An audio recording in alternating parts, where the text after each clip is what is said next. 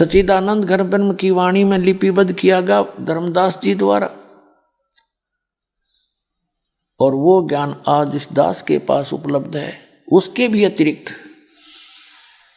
कबीर सागर में, कबीर वाणी में सच्चिदानंद घन ब्रह्म ने कहा है कि इस काल को धोखा देने के लिए मैंने बहुत सा ज्ञान दिया, लेकिन वो मूल ज्ञान है उसको अभी गुप्त रखा था, तो वो मूल ज्ञान इस दास को दिया दाता ने।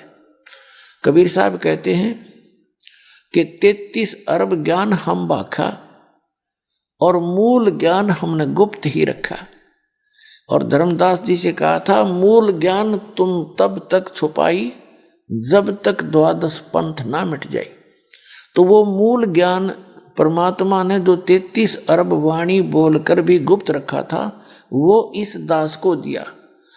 तो वो कंप्लीट स्पिरिचुअल नॉलेज इस दास को कबीर भगवान ने प्रदान किया।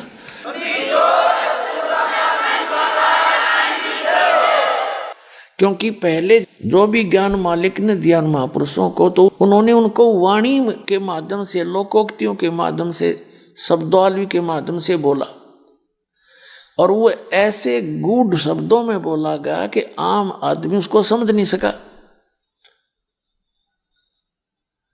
तो वो भेद, वो रहस्य छुपा रहा। अब इस दास पे कृपा करी, उन सदग्रंथों के उन गूढ़ रहस्यों को, जैसे वेदों के मंत्र, गीता जी के श्लोक और कुरान शरीफ की आयत, इस दास के अतिरिक्त ना तो मुसलमानों की समझ में आई, ना हिंदू सनातन धर्म के व्यक्तियों के समझ में आई, आचार्य और शंकराचार्य और मंडलेश्वर गुरुओं के नहीं समझ में आई, और ना ही कुरान शरीफ की आयत इन मुल्ला और काजियों के समझ में आई।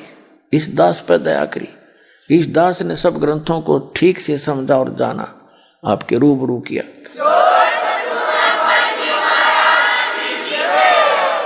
अब ये उल्टा लटका हुआ संसार रूपी वृक्ष, इसकी जो डिटेल है 15वें अध्याय के श्रीमद् भगवत गीता के अध्याय नंबर 15 श्लोक नंबर 16 और 17 में कंसेप्ट क्लियर हो जाएगा। देखिएगा, श्रीमद् भगवत गीता और ये श्लोक नंबर 16 और अध्याय नंबर ये 15, इसका अनुवाद यहाँ किया है कि वैसे ये श्लोक यहाँ से देखिए, संस्कृत अच्छी तरह समझ में आएगी। दिवौ इमौ पुरुषौ लोके, इस लोक में दो पुरुष हैं, दो परमात्मा हैं, एक सरपुरुष एक अक्षर पुरुष। इस पुरुष को हम यहाँ दोनों जगह लगा देंगे, सरपुरुष और अक्षर पुरुष। और इसी प्रकार नासवान, सर का अर्थ होता नासवान, अक्षर होता विनाशी। सर्वाणी भूतानि कटुष्ट अक्षर उच्यते।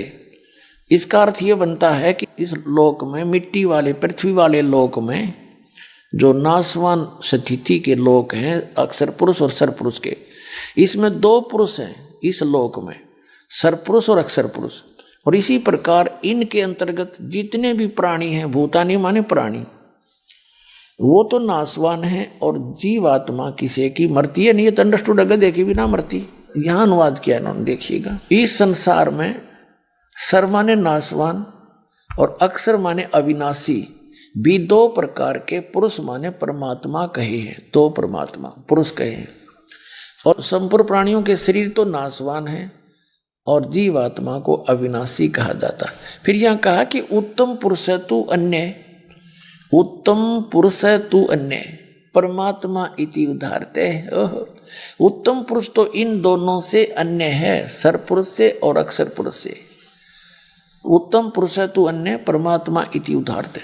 ये लोग तरम जो तीनों लोकों में प्रवेश करके अवश्य विवर्ती अवैश्वर है, जो तीनों लोकों में प्रवेश करके सबका धारण पोषण करता है, वो है अविनाशी परमात्मा। वास्तव में अपने आत्माओं,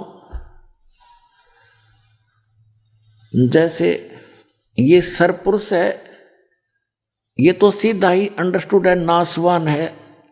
और अक्षर पुरुष, इसको अविनाशी क्यों कहा? अविनाशी पुरुष तो इसका मतलब नाश नहीं होना चाहिए इसका, लेकिन इसको डिफाइन करने के लिए, इसको डिफीड करने के लिए, इसको फेल करने के लिए आगे कहा है कि उत्तम पुरुष है तू अन्य, इन दोनों से और है पुरुषोत्तम यानी श्रेष्ठ भगवान, और जिसको परमात्मा कहा जाता है वही तीनों लोकों में प्रवेश करके सबका धारण पोषण करता है, वो है अविनाशी परमात्मा।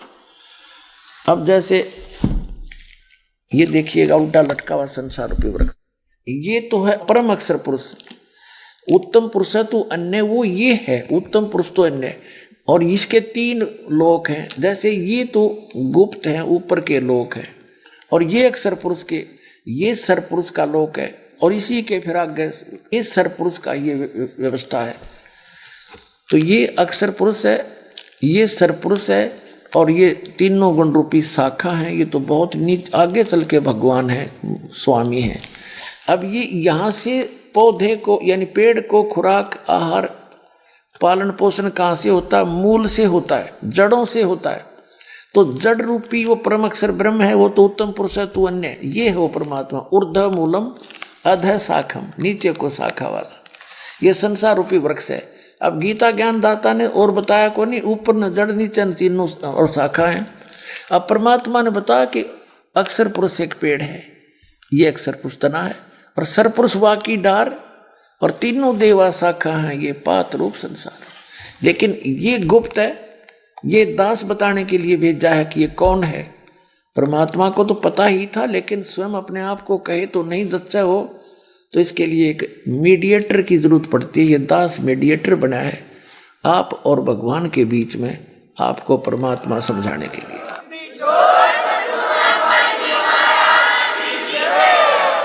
पुण्यात्माओं, पहले परमात्मा की परिभाषा यानी डेफिनेशन ऑफ गॉड सुनाते हैं।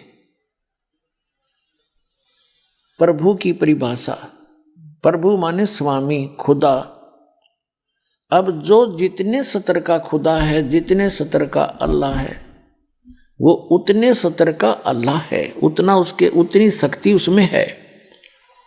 जैसे तहसीलदार भी साहब कहलाता है, और एसडीएम को भी साहब बोलते हैं, सब डिविजनल मजिस्ट्रेट को, और डिप्टी कमिश्नर डीसी को भी साहब कहते हैं, और कमिश्नर को भी साहब कहते हैं। मंत्री, एक प्रांत के मंत्री को भी साहब बोलते हैं, और मुख्यमंत्री जो प्रांत का एक मुखिया होता है उसको भी साहब कहते हैं, और केंद्र के मंत्रियों को भी साहब कहते हैं, और प्रधानमंत्री को भी साहब कहते हैं, राष्ट्रपति जी को भी साहब कहते हैं, प्रधानमंत्री जी को भी साहब कहते हैं। ये सभी प्रभु हैं, ये सभी खुदा हैं, ये सभी गॉड हैं अपने अपने सतर के। इनकी शक्ति को नकारा नहीं जा सकता, लेकिन इनका कंट्रोलर एक है, राष्ट्रपति और फिर प्रधानमंत्री। ओवरऑल कंट्रोलर तो राष्ट्रपति है, लेकिन वर्किंग उसका जो नुमाइंदा है प्रधानमंत्री, ओवरऑल कंट्रोलर होता है राष्ट्रपति जी का नुमाइंदा इंडिया के अंदर। तो ये इसी प्रकार इस पूरे ब्रह्मांडों की स्थिति को समझेंगे हम, ऐसा ही है जैसे मेंबर ऑफ पार्लियामेंट भारत की एमपी की जो सीट हैं वो 500 हैं, वो सभी एमपी साहब कहलाते हैं, मेंबर ऑफ पार्लियामेंट। और जैसे प्रत्येक प्रांत के अंदर अलग से एमएलए सीट होती है, वो एमएलए साहब कहलाते हैं। तो ये सभी साहब हैं, लेकिन इन सब साहबों का एक कंट्रोलर है, ये वो सब उस एक साहब के भी हैं, ये स्वयं सब साहब भी हैं, और ये सारे उस एक साहब के एक खुदा के हैं, प्रधानमंत्री के नुमाइंदे। उस ये भी साहब है अपने सतर के। अब जैसे किसी ने रजिस्ट्री करवानी है, तो वो चाहे किसी से संबंध रखता, उसका काम तहसीलदार से ही होगा, तो उसके लिए वो तहसीलदार साहब है, उससे ही काम बनेगा, उसको उसने प्रार्थना पत्र लगाना पड़ेगा। तो जो इनकम्प्लीट नॉलेज रखते हैं वो कहते हैं हम एक खुदा के, एक भगवान, एक अल्लाह के अतिरिक्त हम किसी को शरीक नहीं करते। देखो, शरीक करना और बात है, पूजा अन्य चीज होती है। जैसे एक पतिव्रता स्त्री होती है, वो अपने पति की पूजा करती है और सत्कार सभी का करती है। जैसे जेठ है बड़े भाई की तरह, जेठानी है बड़ी बहन की तरह, देवर है छोटे भाई की तरह, देवरानी है छोटी बहन की तरह, ननंद है उनको अपनी बहनों की तरह। अन्य जो परिवार के सदस्य हैं सबको यथोचित आदर करती है। वो उनकी पूजा नहीं करती, वो सत्कार है, नमस्कार करना होता है। और जैसे एक ज्वाइंट फैमिली में रहती है जब तक वो पतिव्रता लड़की, तो सभी से प्यार से रहती है, सबको यथोचित आदर करती है। और जब वो अलग हो जाते हैं तो उस समय उसके हिस्से में उस परिवार का जो भी वस्तु आती है, सामान आता है, उसको सबको उठा के अपने पति के साथ अपने पति के उस कमरे में, मकान में जो उसके हिस्से में आया उसमें जाकर रख लेगी। उसमें वो किसी के साथ लाज नहीं करे और किसी में आस्था नहीं रखती, क्योंकि वो पूजा ही उसकी करती थी। जब उनसे भिन्न हुई तो वो उसकी पूजा कर रही थी, उसके साथ चली गई। लेकिन जब तक ज्वाइंट फैमिली में रही तो उसका फर्ज बने था प्रत्येक से प्यार से रहे, सबका बड़े छोटे का यथोचित आदर करे, तो वो पतिव्रता कहलाती है। और यदि वही पतिव्रता, यदि वही लड़की अपने पति के अतिरिक्त न सास से मुंह तो डंगते बोले और न ननदते, ना जेठ, ना जेठानी, ना ससुरते, तो वो तो कलियारी होगी, रोज घर में दगड़ा रहे, खेचा तानी रहे, तो वो घर शांति से नहीं रह सकता। तो जो व्यक्ति ये कहते हैं कि हम खुदा के अतिरिक्त किसी को भी शीश नहीं नमन नहीं करते, ये उनकी भूल है। नमस्कार करना ये पूजा नहीं है, ये तो एक आदर करना है, बड़े छोटे का सत्कार करना है, झुक कर प्रणाम करे उनको, तो ये पूजा नहीं है।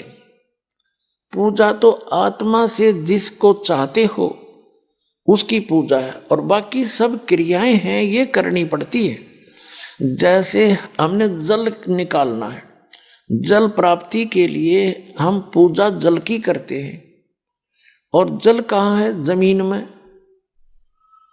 जमीन से जल प्राप्ति करने के लिए हमारा पूज्य तो है जल, वाटर, और लेकिन हम उसके लिए जो भी प्रोसेस अपनाते हैं, प्रोसीजर, और जो भी उसके उपकरण प्रयोग करते हैं, हम उनकी पूजा नहीं करते, उन क्षेत्र हम क्रिया करते हैं उस पूज्य वस्तु को पाने के लिए। तो जो भी साधना, दंडवत प्रणाम करना, धर्म करना, सुबह दोपहर शाम के ये नित्यनेम करना, नित्य नियम कहो, नमाज कहो, इसको स्वाध्याय कहो या ज्ञान यज्ञ कहो, एक ही बात है। और फिर मंत्र जाप करना, जो यथार्थ मंत्र जाप कर बताए हैं वो करना, ये सब प्रोसीजर है, ये क्रियाएं हैं उस पूज्य वस्तु को पाने के लिए, उस अल्लाहु अकबर यानी कंप्लीट गॉड को पाने के लिए, और उस सतलोक में जाने के लिए जहां सदा सुखी रहता है प्राणी। तो उसके लिए हमारा पूज्य तो है अल्लाहु अकबर, और बाकी जो उसको पाने के लिए, जैसे जल प्राप्ति के लिए हमने बोकी लगानी पड़ती है, पाइप नीचे उतारना पड़ता है, उसके बाद फिर हैंडपंप लगाना पड़ता है, और फिर हैंडपंप की भी हम फिर पूजा करते हैं, ऐसे हिलाते हैं, तो उससे वो पूज्य वस्तु प्राप्त होती है जिसके लिए हमने सब क्रियाएं की थी। तो इसी प्रकार जो हमारे पूज्य परमात्मा हैं, कबीर देव, कबीर अल्लाह, और वो स्थान पाने के लिए जहाँ कोई दुख नहीं है, वहाँ जाने के लिए हमने ये सब क्रियाएं करनी होती हैं। नमस्कार करना पूजा नहीं, और नमस्कार करे बिना अभिमान नहीं जावे, अभिमान वाले को भगवान नहीं मिल सकता। आधिनी के पास है पूर्ण ब्रह्म दयाल, मान बड़ाई मारियो बे अदबी सरकार। तो आज दास बताना चाह रहा है कि जैसे एक प्रांत है, एक स्टेट, उसमें एक मुख्यमंत्री होता है और अन्य उसके मंत्री होते हैं।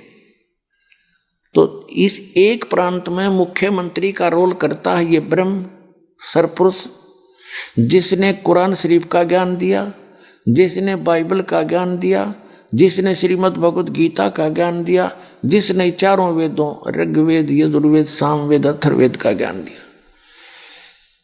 ये एक ब्रह्मांड के अंदर मुख्यमंत्री का रोल करता है और इसके 3 पुत्र हैं, रजगुण ब्रह्मा, सदगुण विष्णु, तमगुण शिव जी। ये इसके प्रधान हैं, 3 एक विभागीय मंत्री हैं।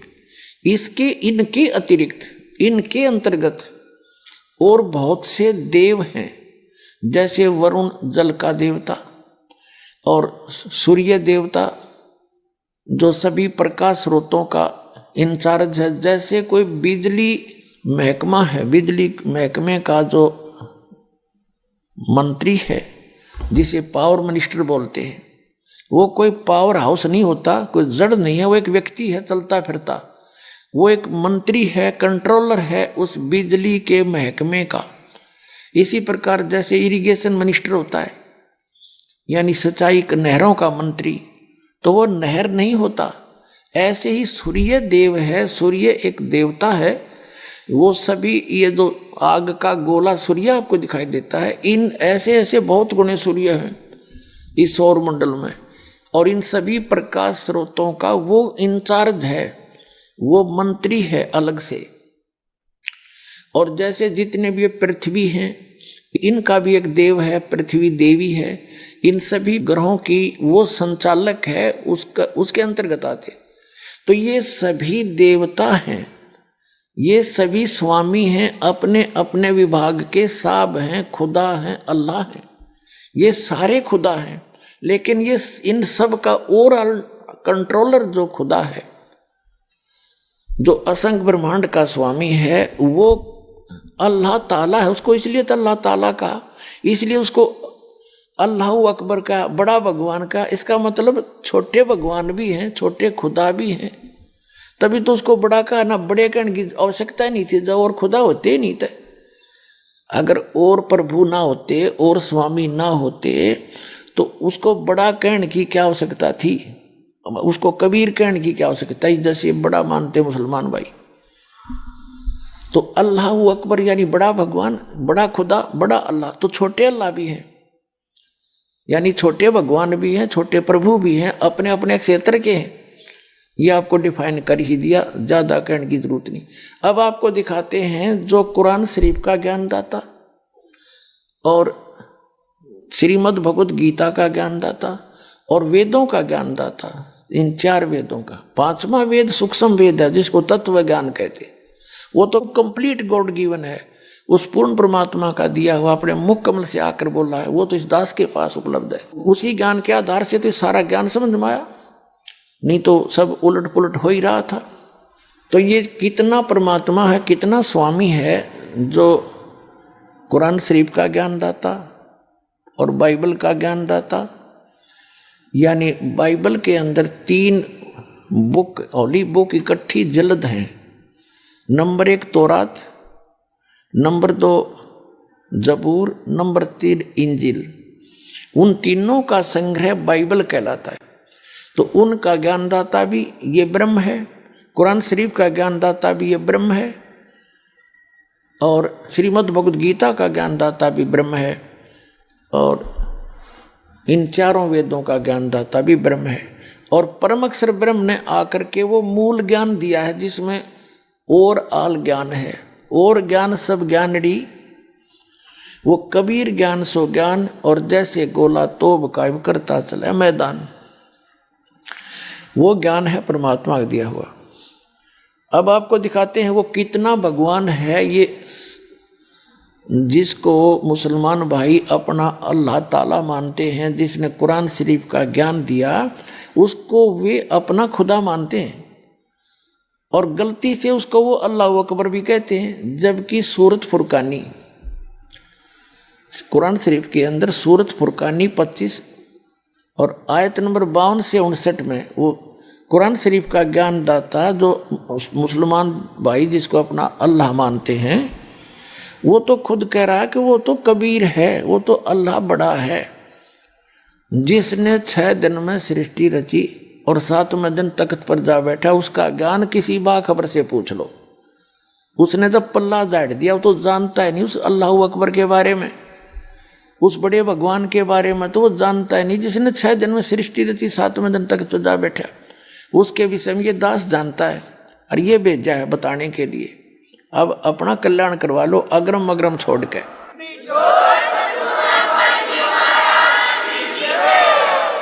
अब देखिएगा एक ब्रह्मांड के अंदर, ये देखिएगा एक ब्रह्मांड है, ये है इसका एक मानचित्र, ये एलिपिकल शेप है इसकी, अंडे जैसी, ये ऐसे इतना। इसमें नीचे 7 लोक हैं, ये नीचे के इस पाताल लोक में जीवन है, बाकी ये ग्रहों की तरफ खाली घूमते हैं। ये पाताल लोक है, ये रसातल, तलातल, ये नरक टाइप हैं, ये सारे नरक टाइप, इसमें जीवन है। इसके बाद ये पृथ्वी लोक है, फिर और ये है स्वर्ग लोक। इन 3 लोकों में, पाताल लोक, पृथ्वी लोक और स्वर्ग लोक, इन 3 लोकों पर इन श्री ब्रह्मा जी रजगुण, श्री विष्णु जी सतगुण और श्री शिव जी तमगुण का अधिपत्य है। इन तीनों पर, पृथ्वी लोक पर, पाताल लोक और स्वर्गलोक। ये है ब्रह्मलोक, ये है एक ब्रह्मलोक, इसी ब्रह्मांड के अंदर एक ब्रह्मलोक है। ये सारा मिला के इतना, इसके अंदर इस काल भगवान ने, ये चारों तरफ समुद्र ही समुद्र है, बहुत गहरा समुद्र है, ये समुद्र है। और इसमें इस काल भगवान ने क्या रचना की है, ये एक महा इंद्र का द्वीप बना, इसको महास्वर्ग कहते हैं, इसको महास्वर्ग कहते हैं। इसके ऊपर नकली सतलोक, नकली अलखलोक, नकली डुप्लीकेट अगम लोक और अनामी अर्थात अकय लोक बनाए हैं ये। और ये 88,000 खेड़े हैं। ये सपतपुरी अलग है जिसमें 7 नगरी है छोटी छोटी, और ये धर्मराय का लोक है। ये एक मानसरोवर है इसमें, इस ब्रह्मांड के अंदर। तो ये एक ब्रह्मांड का चित्र है। इस ब्रह्मांड में ये खुद यहाँ गुप्त रहता है महाब्रह्मा रूप में। ये माँ ब्रह्मा के रूप में काल यहाँ रहता है, साथ में दुर्गा को माँ सावित्री रूप में रखता है, और ये महाविष्णु के रूप में रहता है, महाविष्णु के रूप में काल ब्रह्म, और दुर्गा को लक्ष्मी रूप में रखता है। ये 3 नक्षत्र न्यारे न्यारे से गुप्त बना रखे हैं। ये सतोगुण प्रधान नक्षत्र है, ये तमोगुण प्रधान नक्षत्र है। इसमें ये काल महाशिव रूप में रहता है और दुर्गा को पार्वती रूप में रखता है, और ये रजोगुण प्रधान नक्षत्र है, इसमें महाब्रह्मा रूप में रहता है और दुर्गा को सावित्री रूप में रखता है। इन तीनों स्थानों पर एक एक पुत्र की उत्पत्ति करता है। जो इस स्थान पर ये उत्पत्ति करते हैं दोनों, दुर्गा जी और काल, ये काल भगवान ब्रह्मा रूप धारण कर लेता है। और इसके साथ फिर ये दोनों सृष्टि क्रम करते हैं। पति पत्नी के व्यवहार से जो पुत्र उत्पन्न होता है वो इन ब्रह्मा जैसी शकल का हो जाता है, रजोगुण युक्त हो जाता है। इस स्थान का ऐसी कंस्ट्रक्शन है। और ये है सतोगुण प्रधान क्षेत्र। इसमें ये काल विष्णु रूप धारण कर लेता है चतुर्भुज रूप में, और दुर्गा को भी रखता है महालक्ष्मी रूप। इन दोनों के संयोग से ये सतोगुण प्रधान क्षेत्र है। यहाँ ऐसी कंस्ट्रक्शन है, यहाँ व्यक्ति का अपने आप स्वभाव बहुत अच्छा रहता है। तो इनके संयोग से जो पुत्र उत्पन्न होता है वो सतोगुण युक्त हो जाता है। और ये है तमोगुण प्रधान क्षेत्र। इसमें ये स्वयं रहता है महाशिव रूप में, दुर्गा को रखता है पार्वती रूप में। इन दोनों के संयोग से जो पुत्र उत्पन्न होता है वो अब ऑटोमेटिकली तमोगुण युक्त हो जाता है, ऐसी शकल का हो जाता है। फिर ये जब युवा हो जाते हैं तब तक इनको कोमा में रखता है। युवा होने के बाद फिर ये दुर्गा के सहयोग से, ये सबके सामने नहीं आता, इसकी वास्तविक रूप शकल तो बहुत बुरी है। जो गीता जी के अंदर ये कहता है, अर्जुन देख मेरा ये काल है, ये हूँ मैं असली रूप, मेरा विराट रूप, और मैं काल हूँ। 11वें अध्याय के 32वें श्लोक में गीता जी में कहता है मैं काल हूँ। तो ये काल कहता मैं अपने वास्तविक रूप में कभी किसी के सामने नहीं आता। 7वें अध्याय के 24-25वें श्लोक में श्रीमद् भगवद गीता में कहा है कि मैं अपनी योग माया से छुपा रहता हूँ, और ये मूर्ख जन समुदाय मुझे ये कृष्ण रूप में मान रहे होंगे, व्यक्ति रूप में। मैं कृष्ण नहीं हूँ। वो तो श्री कृष्ण के अंदर बोल रहा था, फिर बाहर निकल कर दिखाया विराट रूप कि ये मेरा असली रूप। और मैं कभी किसी के सामने नहीं आता, ये मेरा अटल घटिया नियम है। तो ये यहाँ गुप्त रहता है, और जिसको दर्शन देता है तो किसी को ब्रह्मा रूप में, किसी को विष्णु रूप में, किसी को शिव जी के रूप में। तो आज तक कोई समझ नहीं पाया कि ये महाब्रह्मा कौन है और महाविष्णु कौन है। इन्हीं को महाब्रह्मा कहने लगे, उसी को सब कुछ मान बैठे। तो अभी तक इस अध्यात्म ज्ञान का सिर पैर नहीं था किसी के पास। इस दास पर दया करी परमात्मा ने, ये सारा रहस्य खोल कर धर दिया आपके सामने।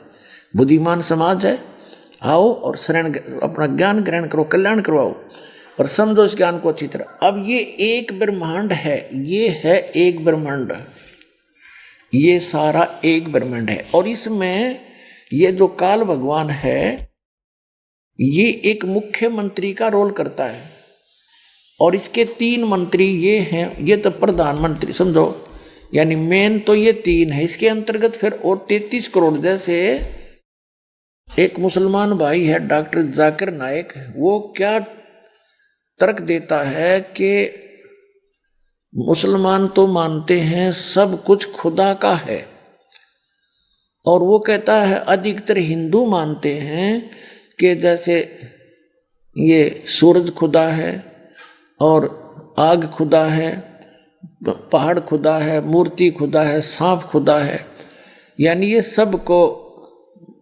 खुदा मानते हैं। जैसे हम सूर्य देव कहते हैं, वरुण देव जल का देवता हैं, और इंद्र स्वर्ग का देवता।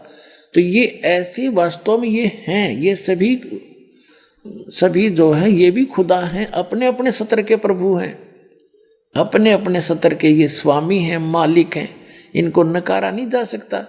जैसे पूरे भारत के अंदर अगर सारे एमएलए गणन लगें तो 3-4 हज़ार हो जाएंगे, और एमपी 500 हैं ही। एमपी मेंबर ऑफ पार्लियामेंट की जो पद सीट हैं ये फिक्स हैं, और इसी प्रकार 33 करोड़ देवताओं की फिक्स हैं। वो 33 करोड़ देवताओं की ये समझ लो मेंबर ऑफ पार्लियामेंट की सीट है। वो देवता मर जाते हैं, दूसरे अच्छी आत्माओं को देवता पद प्राप्त हो जाता है। तो इस प्रकार ये सभी देव हैं। देव माने प्रभु हैं, स्वामी हैं अपने सत्र के। लेकिन कुल का मालिक जिसको महादेव कहते हैं, बड़ा भगवान कहते हैं, अल्लाह अकबर कहते हैं, वो सबका मालिक है, उसके सब देव हैं। ये अन्य देव भी उसके हैं, उसके अंतर्गत हैं, उसके कंट्रोल में है। वो सबका मालिक एक है, और ये अपने सत्र के प्रभु हैं। ये सब खुदा होते हुए भी उस एक खुदा के हैं। ये सब खुदा भी हैं। ये है रियल डेफिनेशन ऑफ गॉड। और जिन का पता नहीं, वो तर्क वितर्क कितना ही कर लो, अटबट मारते ही रहते हैं। तो अब आज पहले जो हमारे खासकर भारतवर्ष में जो गहनी संस्कृत बोला करता था स्पीड से, और 4 वेदों को जो घोट रखा था उसको चतुर्वेदी कहा करते थे, और संस्कृत बोलने वाले को महत्व दिया जाता था, चाहे वो कुछ भी अटपट कर रहा है, और सब ये मान लेते थे बड़ा विद्वान है। आज इसका स्थान इंग्लिश ने ले लिया, अंग्रेजी भाषा ने, और जो अंग्रेजी में घड़ी गटमट करे उसने सोचो भाई बड़ा पहुंचा विद्वान है, खाक विद्वान है। एक भाषा का काम अपने विचारों को दूसरे तक पहुंचाना है। वो सिंपल हो, अक्षेत्रीय हो, चाहे अरबी हो, चाहे पंजाबी हो, चाहे गुजराती या मराठी हो या हिंदी हो, अपनी लोकल मातृभाषा हो, वो ज्ञान खरा होना चाहिए ताकि सामने वाला समझ सके। हमारी बुद्धि काम करना बंद कर जाती है क्योंकि हमने ज्ञान नहीं। तो इस ज्ञान से समझ में होगा कि हम किसको के मान बैठे। अब पूर्ण परमात्मा की परिभाषा आपको समझाई जा रही है, यानी पूरे ब्रह्मांड की सतीथि बता रहे हैं, असंख्य ब्रह्मांडों की। अब जो ये एक ब्रह्मांड में मुख्यमंत्री का रोल करता है ये ब्रह्म है, और इसके 3 पुत्र हैं। ये मुख्य कंट्रोलर हैं इन 3 लोकों के, पृथ्वी लोक, और एक विभाग के मंत्री हैं, पृथ्वी लोक, स्वर्गलोक और नीचे पाताल लोक के। यही तीनों इसके अंतर्गत आते हैं ब्रह्म के। और इस ब्रह्म का कितना क्षेत्र है ये देखिएगा। आपने जो ये ब्रह्मांड देखा, ये अब ये समझो हम इस स्थिति में आगे, ये एक गेंद जो है ये एक ब्रह्मांड समझ, ऐसे ये 5 ब्रह्मांड मिलाकर एक महाब्रह्मांड बना दिया इसने। ऐसे ऐसे 4 महाब्रह्मांडों में 20 ब्रह्मांडों को रोक दिया, अपने अपने स्थान पर ये घूम रहे हैं। ये सारा एक 20 ब्रह्मांड का क्षेत्र है। फिर इसके बाद एक ब्रह्मांड ये हो रहा है इसका, ये सारा भी एक ब्रह्मांड है। ये तो दिखाने के लिए थोड़े से लिखने में नहीं आ रहे थे। इसका भी एलिप्टिकल शेप है, ऐसे ऐसे अलग से। तो ये ब्रह्मांड अलग से है, ये 21वां ब्रह्मांड है इसका। तो ये कुल मिलाकर ये सारे ये ब्रह्मांड नहीं है, ये तो दिखाने के लिखने के लिए थोड़े बड़े बनाने पड़े। तो ये सारा एक ब्रह्मांड है इतना, ऐसे एलिप्टिकल शेप है इसकी भी ऐसे। तो ये एक ब्रह्मांड अलग है, ये 20 ब्रह्मांड ये है। एक ब्रह्मांड जो मैंने अभी आपको पहले दिखाया था वो समझो एक गेंद है, या एक गेंद जैसी है, ये इतना आ गया। और इस समझने के लिए तो ये 21 ब्रह्मांड का स्वामी है, ये 21 ब्रह्मांड का स्वामी है ब्रह्म, सरपुरुष, काल, शैतान, जिसको शैतान कहते हैं, ये है। और ये सरपुरुष भी कहलाता। अब देखो, अब ये है, ये जो आपने देखा 21 ब्रह्मांड का ये एक क्षेत्र है, अभी आपने देखा था, ये तो है सरपुरुष का। और इसके बाद जो ये स्थान है इतना, ये रेड लाइन जो है ये वाली, ये है 7 संख ब्रह्मांड इस परब्रह्म के, जिसको अक्षर पुरुष भी कहते हैं। ये सरपुरुष है, ये अक्षर पुरुष है। और ये ओवरऑल कंट्रोल जो अल्लाह अकबर है, अल्लाहु अकबर है, अल्लाहु अकबर यानी बड़ा भगवान, वो ये है। ये छोटे छोटे जो डॉट दिखे ये सारे ब्रह्मांड हैं, ये चारों तरफ ये सारे, ये सतलोक है सारा, ये सतलोक ये। और इसके ये है वो मूल मालिक अल्लाहु अकबर, जो 7 में वो कहते हैं अर्श कुर्स पर अल्लाह तकत है, खालिक बिन नहीं खाली। तो ये तकत है उस मालिक का, स्थान है, सिंहासन है।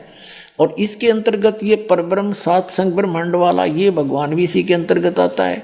और ये काल भगवान, ये जो कुरान शरीफ का ज्ञानदाता और श्रीमद् भगवद गीता का ज्ञानदाता, चारों वेदों का ज्ञानदाता और इन पवित्र बाइबल का ज्ञानदाता, ये है।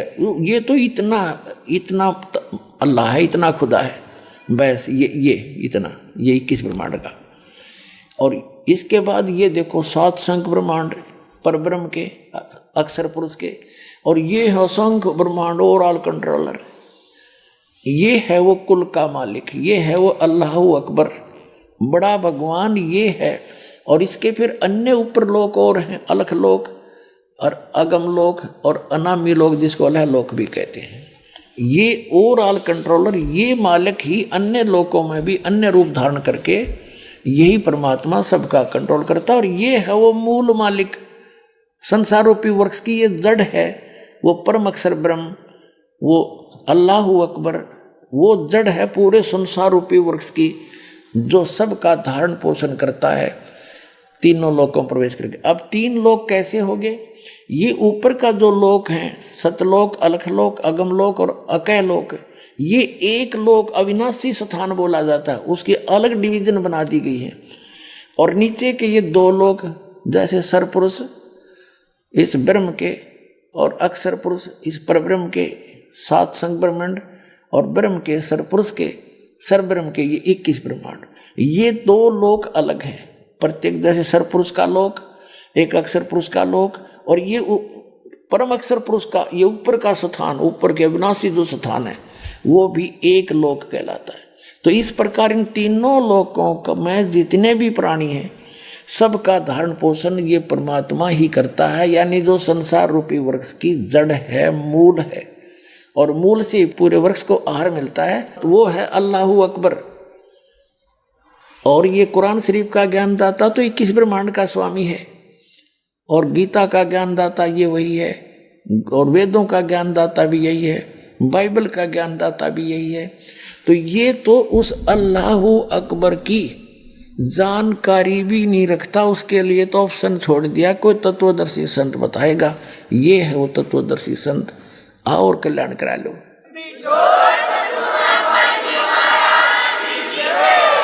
पुण्यात्माओं, इनकम्प्लीट जो नॉलेज रखते हैं उसके विषय में कहा है कि little knowledge is the dangerous thing, नीम हकीम खतराए जान। अभी तक जिन भगवानों को भगवान मान के इस पृथ्वी के जितने भी मानव हैं अपना कल्याण चाहते थे, ये खुद लिटल नॉलेज रखता है। इसने तो ऑप्शन छोड़ दिया कि उसके बारे में किसी बाखबर से पूछ लो। तो इन सदग्रंथों में वर्णित विधि से उस अल्लाहु अकबर की यानी कंप्लीट गॉड की अक्षर पुरुष की प्राप्ति हो ही नहीं सकती, उसकी भक्ति ही नहीं है। ये तो अल्लाहु अकबर मान के और इस गीता ज्ञानदाता, वेद ज्ञानदाता, कुरान शरीफ के ज्ञानदाता, बाइबल के ज्ञानदाता की पूजा करें। जो अन्य देवता है, अन्य प्रभु है, अन्य स्वामी है, वो कुल मालिक नहीं है, वो अल्लाह ताला नहीं है, वो कंप्लीट गॉड नहीं है। उस कंप्लीट गॉड की जानकारी इस दास के पास है।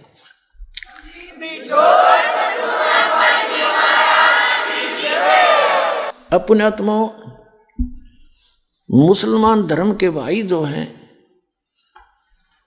वो कुरान शरीफ को ठीक से ना समझकर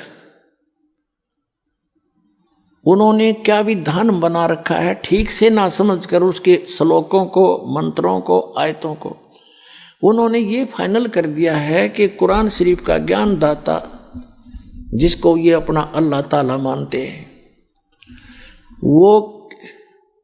वो क्या कहता है, उन्होंने कैसा विधान जान लिया कि ऐसा कहा गया है। इन्होंने क्या मान रखा कि पुनर्जन्म नहीं होता,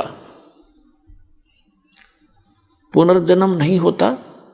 तो पूरे इस संसार की वो कैसे डेफिनेशन बनाते हैं, बताते हैं। वो क्या बताते हैं, पुनर्जन्म नहीं होता, उसके लिए वो क्या पली देते हैं, वो क्या तर्क देते हैं। वो क्या पली देते हैं कि परमात्मा सबको जन्म दे रहा है, पैदा कर रहा है। वो क्या मानते हैं कि सबसे पहले बाबा आदम को उत्पन्न किया और उसी की हड्डी निकालकर उसकी पत्नी हव्वा बनाए, उससे फिर वो कहते हैं सब मनुष्य उत्पन्न हुए। और ये मुसलमान भाई भी बाबा आदम को अपना प्रथम पुरुष मानते हैं। और ये भी मानते हैं कि जो कुरान शरीफ का ज्ञान दाता है वो खुद कहता है, कुरान शरीफ में बोला है उसने कि पहले की जो बुक थी, पहले की होली बुक तौरात, जबूर और इंजिल मैंने ही उन नबियों पर नाजिल की थी, उतारी थी, उनको दिया था वो ज्ञान। ठीक।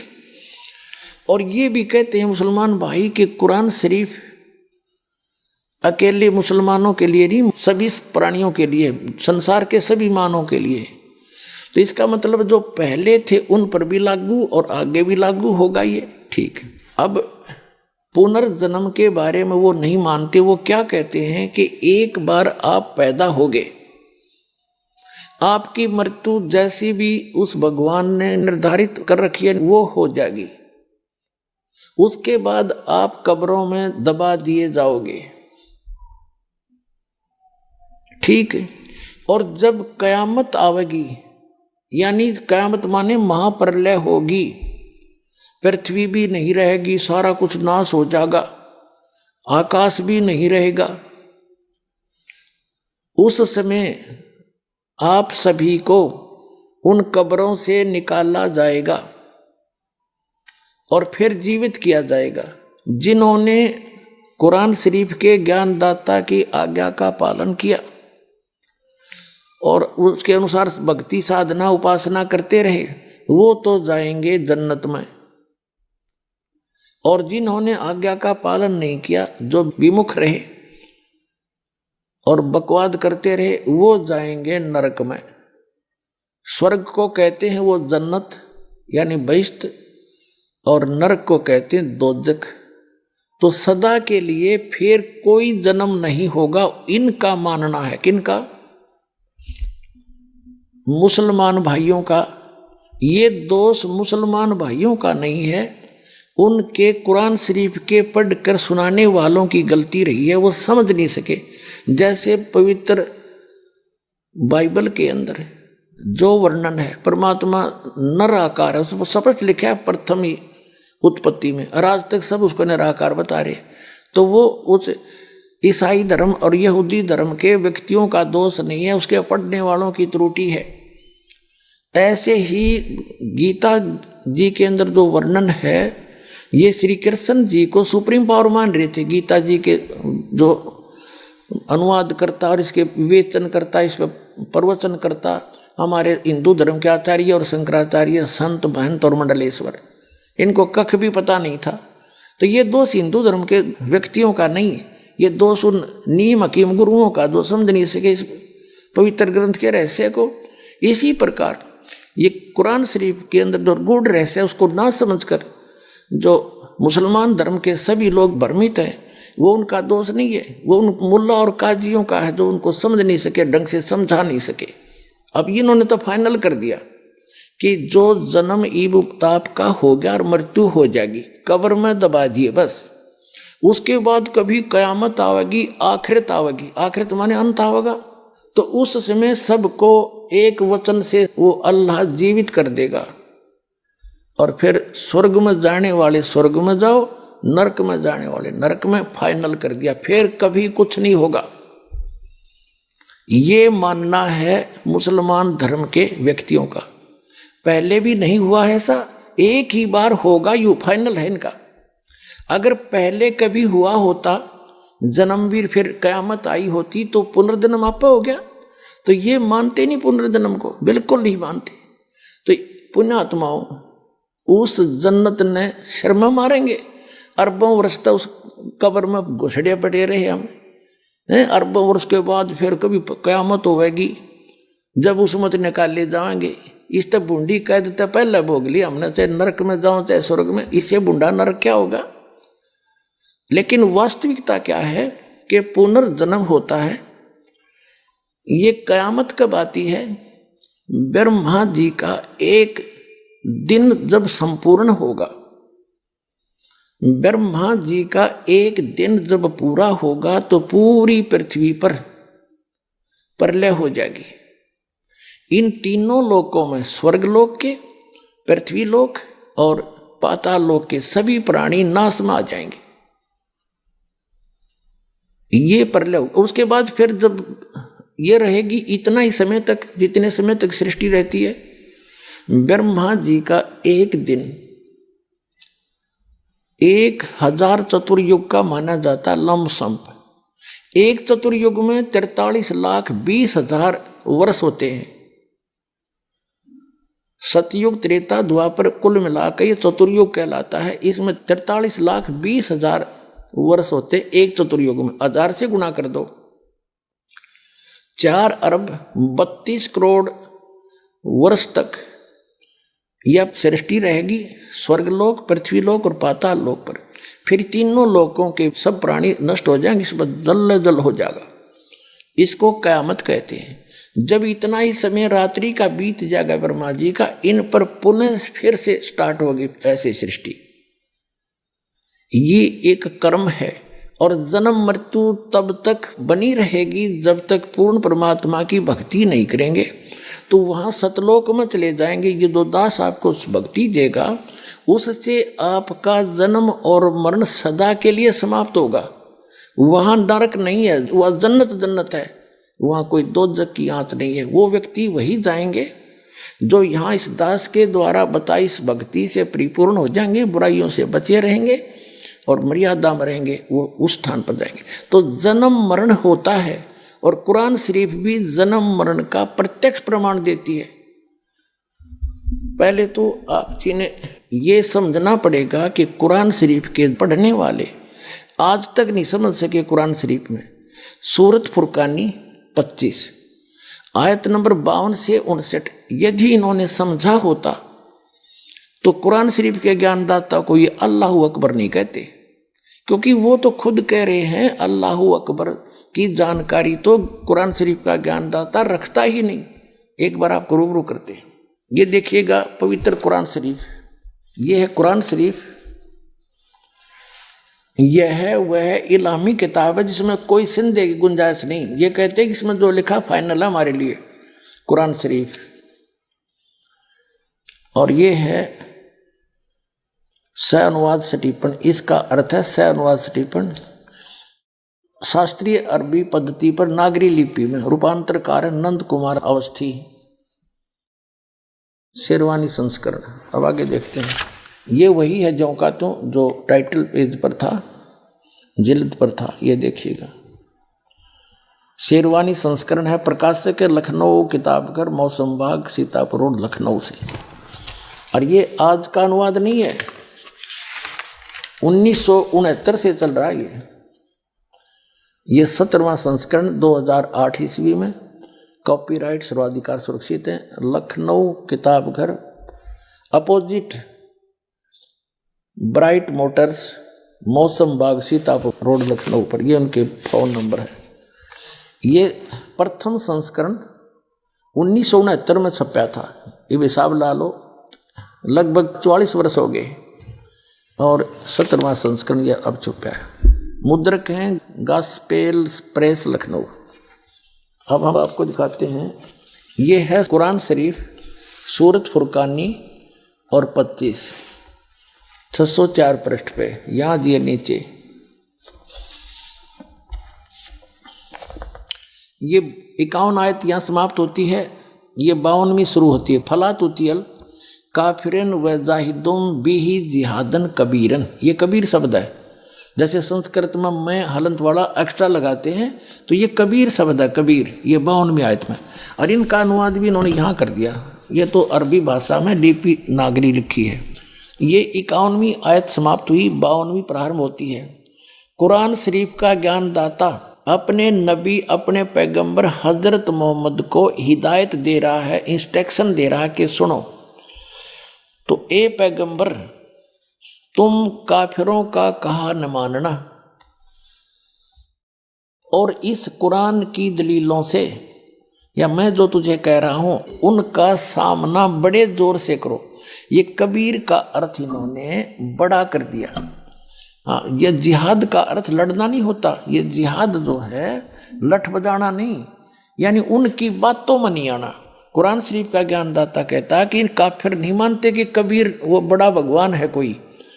तुम तो ये पैगंबर, तुम काफिरों का कहा न मानना और इस कुरान शरीफ की दलीलों से उनका सामना बड़े जोर से करो। इन्होंने कबीर का अर्थ बड़ा कर दिया। इसका अर्थ वास्तव में ये बनता है कि कुरान शरीफ का ज्ञानदाता कह रहा है कि जो ये काफिर लोग हैं ये नहीं मानते कि कोई बड़ा और भगवान है, इनके शब्दों में।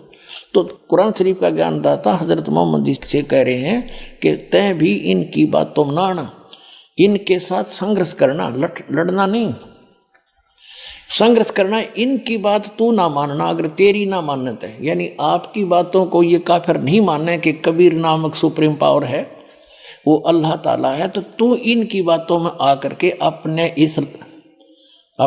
इस यथार्थ ज्ञान को भूल ना जाना, छोड़ना नहीं। अब क्या बताया है देखो। तो ए पैगंबर यानी हजरत मोहम्मद कुरान शरीफ का ज्ञानदाता कह रहा है तो काफिरों का कहा न मानना और इस कुरान की दलीलों से, यानी मैं तुझे जो संदेश दे रहा हूँ इससे उनका सामना बड़े जोर से करो। इसका अर्थ यह है कि कबीर के लिए तू संघर्ष कर, उनकी बात ना मानना, तो सच्ची मान लेना। अब आगे बताया, इसका क्लियर हुआ देखिए। अब ये आपने 52 आयत पढ़ ली। अब 53 में कुरान शरीफ का ज्ञानदाता कहता ये कबीर जो बड़ा भगवान है वो वही है जिसने 6 दिन में सृष्टि रची और 7वें दिन तख्त पर जा बैठा और